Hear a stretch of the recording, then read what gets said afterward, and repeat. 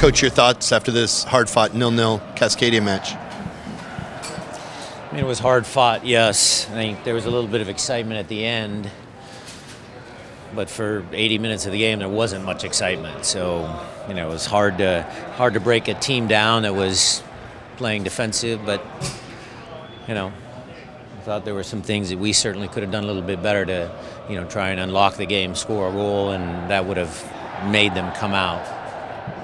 Coming into halftime or coming out of halftime, what were those thoughts as that there was some good pace down the left-hand side to start the second half? Yeah, there was some space down the left-hand side, but I didn't think we were clever enough. I mean, teams know what we try and do, go down the left, so we need to attract them over to the left side and then change the ball quickly over to Jordan and Kelvin's side. I don't think we did that with the right timing. You know, playing in between the lines, just having them have a little more patience. This team, it's hard for them to play with patience sometimes. So, you know, there were some little adjustments we tried to make, but they didn't work. With that, you still get a point. You're 3-0-1. It's the best start in Sounders history. Thoughts on that? We feel it's 2 points lost tonight. I mean, yeah, a little reckless at the end there. You know, we got to clean that up. Gave them a couple of counters. But for us, I thought we were in control of large parts of the game. How much credit do you give a guy like Steph for basically staying alert enough in a game like this where there wasn't much going on when he had to be? Goalkeeping's a hard position for a lot of different reasons. But he actually earned his money tonight. I felt like a lot of Vancouver games up here with them sitting so deep.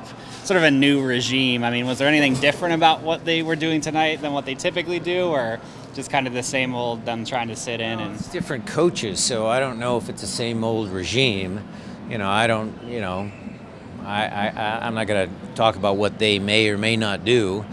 For us, it's just we need to figure out ways that if teams scout us, how do we then adapt? What's the next step in our evolution, in our attack? How do we break teams down when they stifle some of the things that we're good at? Do you think any of your guys are impacted by having played international games earlier in the week and sort of the wear and tear on legs there?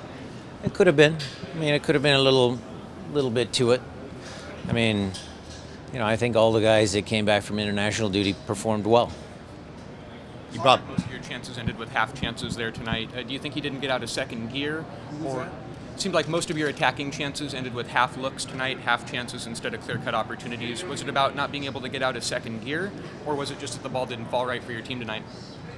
I didn't think that we were in second gear. I thought we were in third and fourth gear on moments, but, you know, it's hard to Jordan to stretch his legs when teams are packed in. It's hard for Victor to do things when he's going against 2 or 3 guys. It's hard for Raul and Nico to find space when there's, you know, a line of 4 and a line of 5. I mean, they just had Freddie up top. So it was challenging. A lot of matches this month for your squad. Any plans for any squad rotation at all?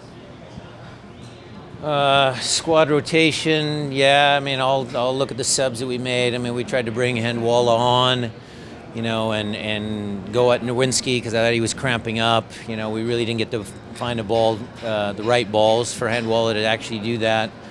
There'll be a large contingent of guys playing in the Defiance game on Monday to get them primed because we have a full week of training before RSL, but then we have that stretch of 3 games in 8 or 9 days, and those guys are going to need to be fit and healthy. So we're going to get a good run out for some of those guys. So, you know, we'll plan ahead.